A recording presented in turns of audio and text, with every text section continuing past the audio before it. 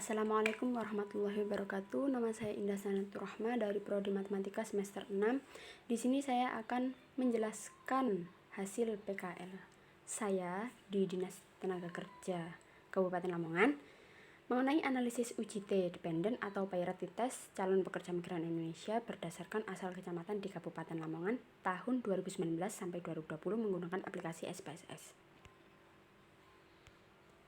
Tujuan dari penelitian atau analisis ini adalah agar dapat mengetahui apakah terdapat perbedaan yang signifikan dari calon pekerja migran Indonesia berdasarkan kecamatan di Kabupaten Lamongan pada tahun 2019 sampai 2020, yang mana dapat kita ketahui bahwa tahun 2019 merupakan awal tahun mulainya dari wabah COVID-19 yang pastinya berpengaruh terhadap calon pekerja migran Indonesia terutama di Kabupaten Lamongan.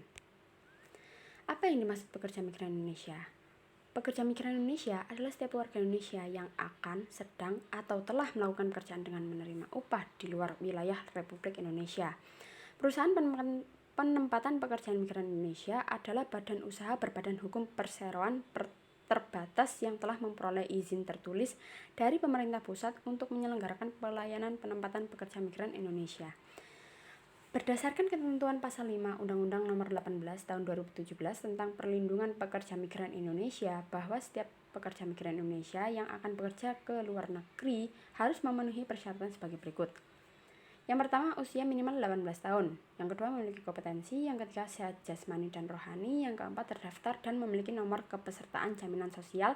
Dan yang terakhir, memiliki dokumen lengkap yang dipersyaratkan.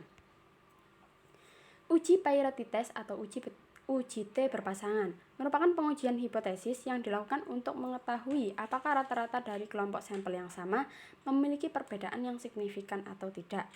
UJT berpasangan dilakukan untuk menguji dua kondisi dengan menggunakan statistik uji rata-rata dari objek yang berpasangan. Contoh pemanfaatan UJT berpasangan dalam kehidupan sehari-hari. Yang pertama, pengukuran sampel sebelum dan sesudah perlakuan atau kondisi yang berbeda. Contohnya, seorang petani ingin mengukur tinggi sebuah pohon sebelum diberi pupuk dan sesudah diberi pupuk. Yang kedua, pengukuran sampel terhadap dua waktu yang berbeda. Contohnya, seorang peneliti ingin mengetahui apakah terdapat perbedaan signifikan dari pendapatan industri makanan saat sebelum dan sesudah pandemi COVID-19. Dan yang terakhir, pengukuran dilakukan terhadap sampel yang sama dengan dua bagian dari sampel tersebut. Contohnya, seorang dokter mata ingin mengetahui apakah terdapat perbedaan signifikan dari kondisi ginjal pasien antara ginjal kiri dan ginjal kanan. UJT berpasangan atau priority test sering juga disebut UJT dependen, UJT berulang, atau UJT pengukuran berulang. Hal ini dikarenakan kita menggunakan sekelompok sampel yang sama pada dua kondisi yang berbeda. Perlu diingat, UJT berpasangan hanya dapat digunakan untuk membandingkan nilai rata-rata atau mean untuk dua atau satu kelompok sampel dengan dua buah perlakuan yang saling berkaitan dengan distribusi normal. Uji priority test atau uji berpasangan sebaiknya digunakan dalam kondisi berikut. 1. Perbedaan statistik antara dua titik waktu.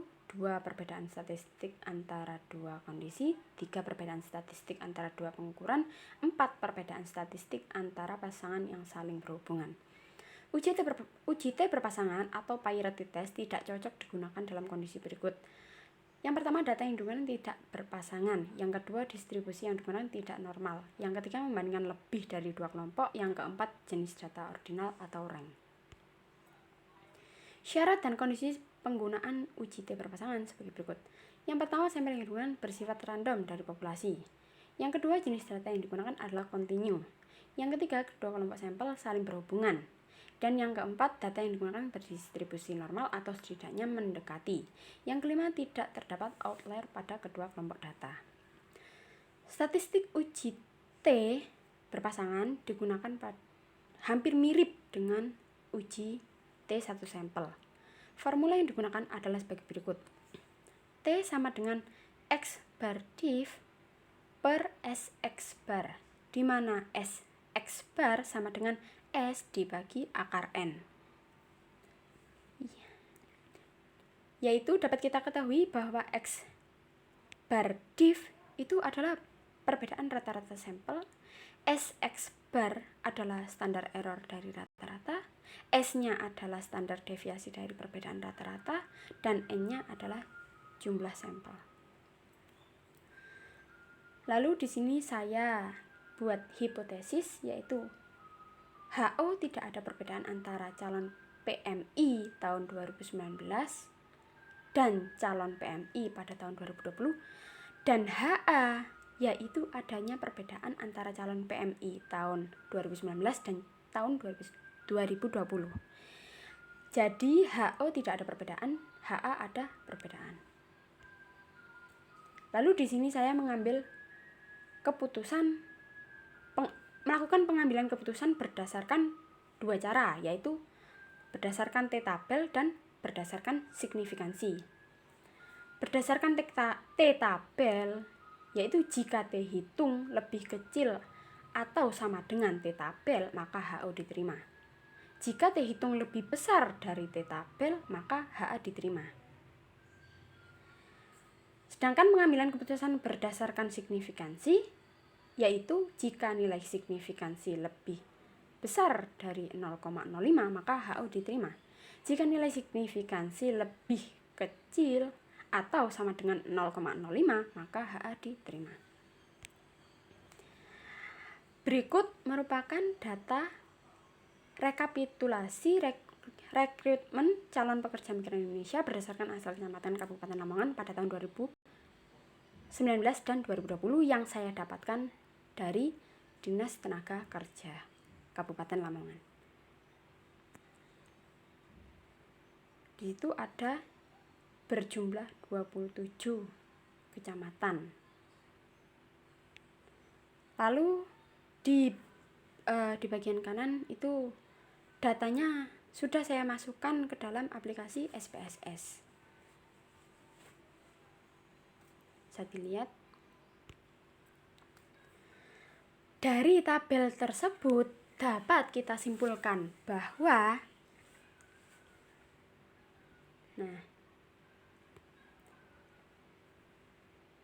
yang pertama yaitu Pirate Sample Statistik. Bisa kita lihat pada tahun 2019 mempunyai nilai rata-rata yaitu 29,0741 dari 27 data. Sebaran data atau standard deviation yang diperoleh adalah 44,06021 dan standar error rata-ratanya 8,47939. Lalu pada tahun 2020 mempunyai nilai rata-rata atau MEAN 4,2963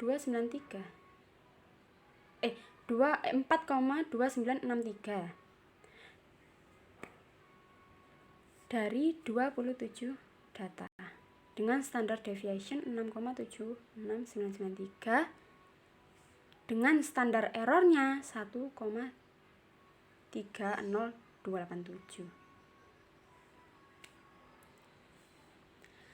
Hal ini menunjukkan rata-rata calon pekerja migran Indonesia pada tahun 2020 mengalami penurunan daripada calon pekerja migran Indonesia pada tahun 2019. Rentang sebaran tahun 2020 juga menjadi sempit dengan standar error yang semakin rendah.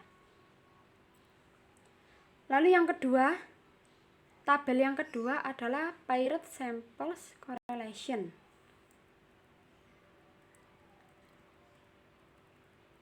Nilai korelasi antara calon pekerja migran Indonesia pada tahun 2019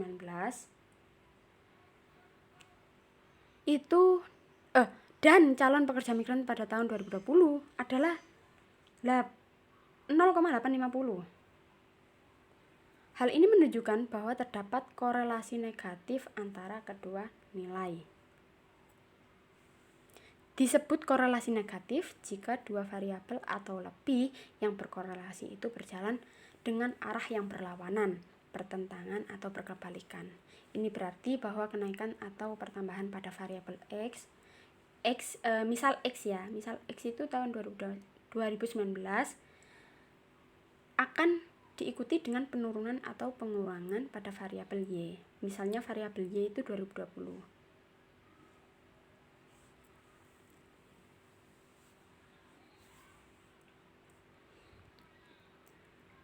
Lalu yang tabel ketiga yaitu Parrot Samples Test. Nah, ini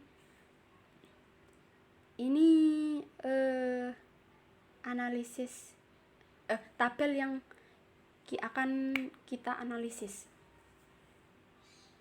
mengenai adanya perubahan yang signifikan atau tidaknya.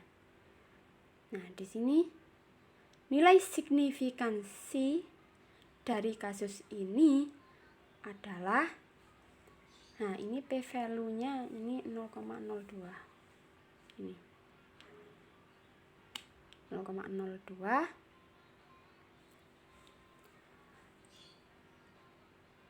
Nah, kita lihat pengambilan keputusannya. Kalau pengambilan keputusan berdasarkan T-tabel dulu ya. Berdasarkan T-tabel itu, jika T hitung itu kurang dari T-tabel maka HA diterima. Jika dihitung lebih besar dari T-tabel maka HA diterima.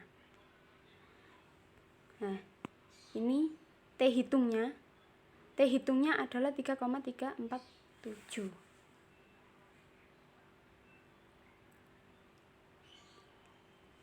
Lah, sedangkan T-tabelnya kita hitung, saya menghitungnya menggunakan aplikasi Microsoft Excel. Lalu saya masukkan formulanya yaitu TINF. Ini saya masukkan formulanya TINF, NV maksudnya, NV dalam kurung saya masukkan taraf signifikansinya 0,05. Lalu saya bagi dengan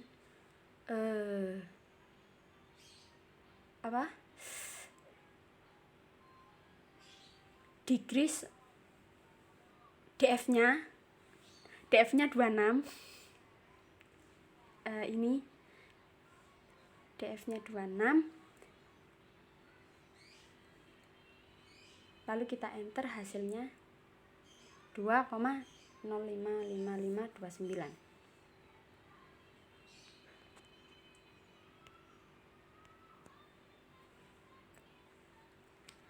Tabel T-nya T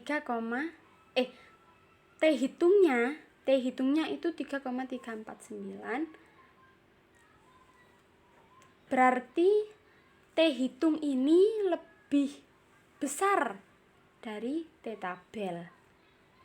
Ya, jika T hitung lebih besar dari T-tabel maka HA diterima. HA diterima berarti ada perbedaan antara calon pekerja migran pada tahun 2019 dan 2020. Lalu kita coba pengambilan keputusan kedua yaitu berdasarkan signifikansi. Yaitu jika nilai signifikansi lebih besar dari 0,05 maka HU diterima. Jika nilai signifikansi kurang atau sama dengan 0,05 maka HA diterima. Kita lihat nilai signifikansinya. Nah, ini. Nah, ternyata nilai signifikansinya 0,002. Artinya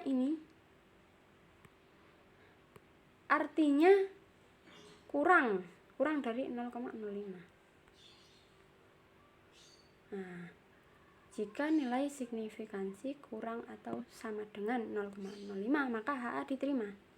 Sama. Dari dua pengambilan keputusan itu hasilnya sama yaitu HA diterima. HA diterima berarti ada perbedaan antara calon pekerja migran Indonesia pada tahun 2019 dan calon pekerja migran pada tahun 2020.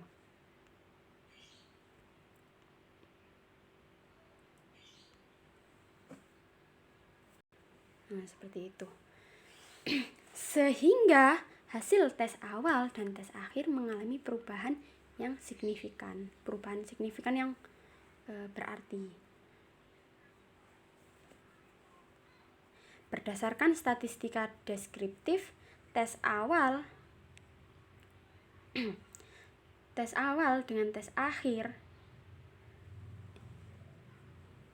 itu terbukti tes akhir lebih rendah, dan dapat kita simpulkan bahwa calon pekerja migran Indonesia pada tahun 2020 mengalami penurunan daripada calon pekerja migran Indonesia pada tahun 2019. Seperti itu. Mengapa pekerja migran Indonesia mengalami penurunan? Kementerian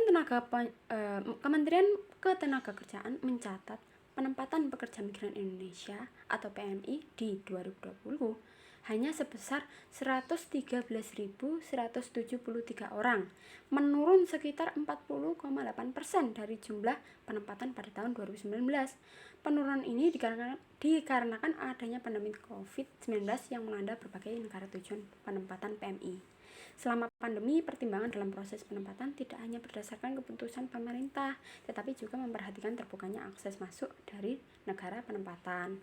Penempatan PMI memperhatikan dan mempertimbangkan kebijakan negara tujuan penempatan dan otoritas setempat yang memperbolehkan masuknya tenaga kerja asing dengan menerapkan protokol kesehatan. Dalam upaya penguatan perlindungan bagi PMI dan pencegahan penempatan PMI secara non-prosedural, Kemenaker telah melakukan sejumlah langkah. Berbagai upaya yang dilakukan yaitu penguatan kebijakan melalui regulasi, penguatan tata kelola melalui penguatan kelembagaan, juga termasuk penguatan Satgas Perlindungan PMI, penguatan kerjasama luar negeri, penguatan atase ketenagakerjaan, penguatan sinergi tugas dan tanggung jawab pemerintah di semua tingkatan, dan lain-lain. Kemenaker juga melakukan upaya deteksi pencegahan dini atau early warning PMI non-prosedural sebelum CPMI diberangkatkan ke negara penempatan.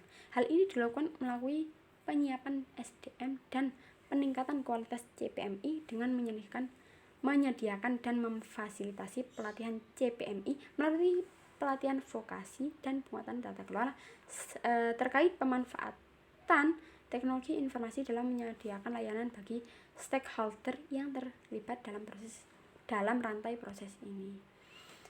Berikut daftar pustakanya, sumber-sumber yang saya dapat. Terima kasih, kurang lebihnya mohon maaf. Apabila ada salah-salah kata atau penjelasan saya juga saya minta maaf. Wassalamualaikum warahmatullahi wabarakatuh.